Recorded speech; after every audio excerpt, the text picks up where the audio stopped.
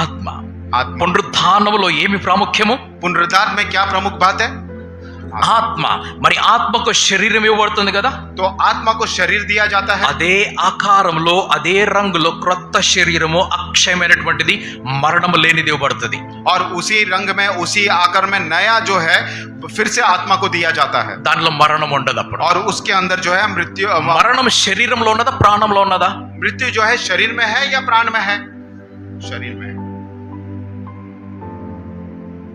మరణం శరీరంలో ఉన్నదా ప్రాణంలో ఉన్నదా? मृत्यु किस में है, शरीर में है या प्राण में है?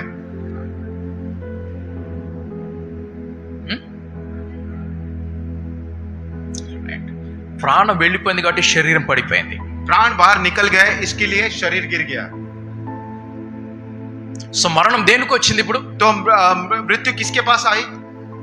ఈ ప్రాణం అనేటువంటిది గడ్డి పువ్వు లాంటిది.